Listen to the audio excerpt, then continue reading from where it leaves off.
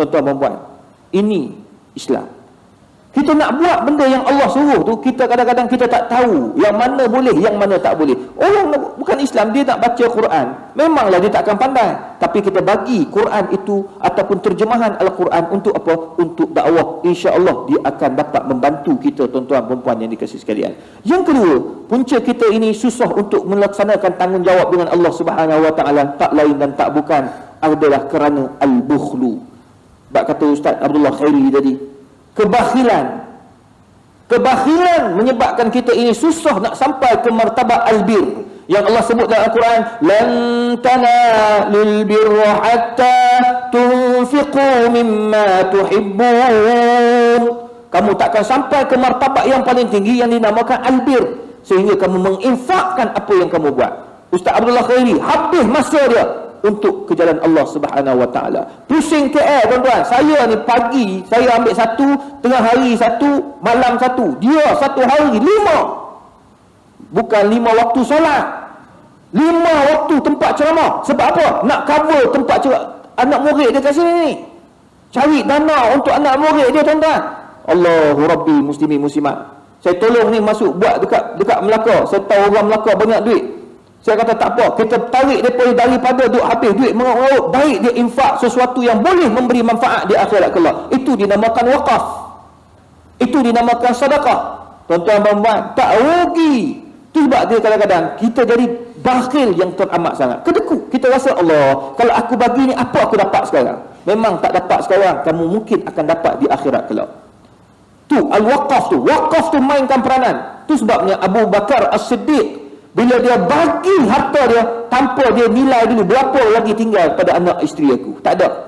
Sampaikan atuk dia, ayah kepada Abu Bakar tanya, apa yang kamu tinggalkan kepada anak isteri kamu ni? Dia kata, ma taraktu illallah wa rasul. Aku tak tinggal kecuali Allah dan Rasul saja. Itu kehebatan para sahabat radhiyallahu anhum, keimanan mereka. Jadi itu sebabnya hari ini kita tak payahlah kita rasa macam Allahu Akbar, kedekutnya kita tak payah. Ni baru-baru ni, tuan-tuan, Allah tu maha kaya, saya pun tak tahulah macam mana.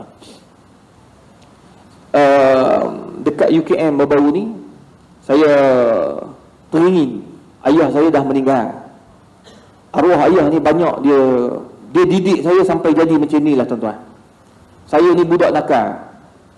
Bila saya balik Kelantan, saya pergi ziarah kawan-kawan ayah, semua terkejut saya jadi manusia. Sebab saya ni nakal sungguh. Budak nakal selalu bijak lah, Ustaz. Memang tak nafikan lah. Tengok saya bijak kan. Ni bijak ni, tapi nakal dulu kecil. Confirm tanya mak dia, memang ya Allah, mana pokok dia tak naik, tak, mana benda yang dia tak pecahkan. Saya cukup nakal, sampai orang kampung kenal, kata ustaz ni yang paling nakal. Tapi tak tahulah jadi manusia sekarang ni. Dan saya peminat ustaz sekarang ni, tuan-tuan dan puan. Tuan-tuan, jadi saya terdetik dalam hati saya. Saya kata, apa nama tu, saya nak wakafkan air. Wakaf air, sebab dekat Syria memang itu amalan mereka. Mereka wakaf beli air yang elok kan. Sekarang ni air kita klorin, kita minum masak gitu pun masak okey, tapi kalau tak masak dengan betul masih lagi ada kuman. Lantas saya kata nak cari yang terbaik. Saya tanya, ada jenama Kowi lah, Kowi jenama satu air ni. Ini antara yang terbaik lah. Sekarang ni di Bangi sangat dikenali. Saya kata ni apa faedah dia? Dia kata ini air ni bagus untuk orang minum. Lepas tu harga dia 4,900 yang besar punya. Ada air panas, air sejuk. Lepas tu kebetulan saya kat universiti pula duk tengok budak-budak muda, budak-budak kita ni tak minum air kosong. Kebetulan saya pula terlibat dengan fik perubatan. Macam ni saya baru siapkan buku fik kecantikan. Tapi tak banyak, ada kat belakang ada 30 naskah sebab dia baru keluar, belum ada lagi kat pasaran. Apa nama fik kecantikan, saya terlibat banyak dengan doktor-doktor perubatan. Jadi antara berkaitan dengan botok apa semua ni, kita baik dengan doktor perubatan, kita baik juga dengan doktor pakar paru-paru, pakar buah pinggang dan seumpamanya. Doktor pakar buah pinggang kata, ustaz, yang paling ramai, statistik yang paling ramai orang kita, orang yang kena buah pinggang, kena dialisis, kena tukar buah pinggang, implan dan sebagainya, kebanyakannya daripada orang Melayu. Puncanya kenapa? Sebab orang Melayu kurang minum air. Banyak teh tarik, banyak Nescafe, banyak itu 3 in 1. Tu semua tu sangat bahaya. Tambah-tambah minum air bergas. Minum air gas macam tuan-tuan minum Pepsi tak? Minum Pepsi, tuan-tuan nak bilah balik biar buah pinggang tu balik pada normal, tuan-tuan kena minum 7 botol besar ni sebanyak 1 hari. 7 tak bersih lagi. Selama 7 hari air banyak ni 7 kali sehari selama 7 hari. Barulah buah pinggang okey balik normal sebelum kita minum 1 tin Pepsi, Coca-Cola dan seumpamanya. Tengok berat kita buah pinggang tu. Buah pinggang itu kebesaran Allah tu. Tuan-tuan membuat, saya pun fikir, aku tengok budak-budak Melayu kita ni, orang Islam kita tak minum air kosong. Saya tengok semua bawa teh tarik budak-budak muda ni. Lepas tu tengok botol tak ada. Orang Cina tuan-tuan, botol besar tu. Budak kecilnya bawa botol besar tu. Saya kata ni habis ke? Kamu habis ke? Hai yang habis mah. Tak minum itu Coca-Cola. Mama tak bagi mah. Tengok. Tak bagi besar tu. Allahumma salli ala Muhammad. Saya pun kata ginilah, saya nak derma satu, wakaf, bukan derma atas saya. Saya pakai duit saya nak bagi wakaf untuk arwah ayah. Letak kat situ biar pelajar-pelajar minum. 4,000 pelajar minum semua sampai kepada arwah ayah. Sebab saya tak sempat lama dengan ayah. Saya duduk sampai darjah 6 dengan ayah. Lepas tu saya duduk dekat luar negara. Saya balik sekejap, sibuk dekat Malaysia, dekat KL, ayah saya pun pergi meninggalkan saya. Saya kata ini yang saya boleh mampu tolong. Saya boleh buat. Saya buat tuan-tuan, saya bayar 4,900. Setiap tahun kita bayar setahun 900 untuk dia dicuci. Tuan-tuan puan, saya bagi 4,900. Ni petang ni bagi.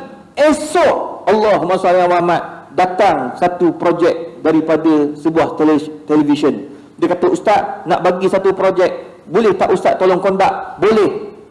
Dan nilainya tuan-tuan RM14,000. Buat kerja tak sampai berapa hari ya, 2-3 hari ya, RM14,000. Bila dapat tuan-tuan tu, bila kita fikir Allah bagi aku sekaligus, maka saya tambah lagi 2 mesin tu, saya bagi pula kepada fakulti lain. Tuan-tuan perempuan, itu kita kena lawan. Memanglah dapat 14,000, Allah ni bagus ni. No, bukan setakat boleh makan kambing sikit, boleh makan kambing berapa lama. Tiap-tiap hari boleh makan kambing tak keluar air. Nak cerita itu Allah bagi. Jadi oleh demikian tuan-tuan, jangan kedekut. Orang bukan Islam pun tak kedekut dah ni. Baru-baru ni saya pergi nak baiki nak bagi pipe kat rumah tu, dia patah. Pipe sinki. Saya pun pergi kedai Cina. Cina tu terkenal lah. Dia ni orang Cina, tapi dia suka bagi salam. Tu buat orang Melayu takut nak pergi situ. Orang kata, ustaz kami takut nak pergi kedai Cina tu. Kenapa? Dia bagi salam lah. Kita nak jawab balik, mana boleh bagi salam selamat pada dia. Ni tengok ilmu tak ada. Saya kata apa han takut? Pergi sudah lah. Memang betul. Bila saya pergi, Assalamualaikum ustaz. Hayya, tak pernah datang ini kita. Hayya, banyak rahmat Cakap rahmat pula. Aku kata sudahlah Cina ni. Masalah jawab dia, nak jawab macam mana? Waalaikumsalam. Nabi tak bagi. Kita buat macam mana? Alaikum. Satu boleh. Yang kedua, hadakillah. Saya jawab balik dalam bahasa Arab. Hadakillah. Semoga Allah bagi hidayah. Dia pun pelik. Hai, ada jawapan lain lah. Ini khusus untuk you ya. Terima kasih. Ustaz mau beli apa? Itu apa? Pipe. Pipe yang panjang lah. Okey. Dia pun pergi ambil. Tengok harga RM220. Tengok. RM220. Saya kata, ayah, dulu lah masa saya beli RM120 lah. Hayya, itu ustaz zaman bila mah? GST belum ada. Ini minyak sudah naik berlipat-lipat GST lagi sekarang 220. Banyak mahal. Okey lah berapa? Tak apa ustaz. Saya potong harga ustaz punya pasal lah. Saya mau bagi murah sikit. Saya kata, okey berapa ni? Ustaz bagi lah harga 130. Hai, kenapa murah sangat? Jauh lagi tu.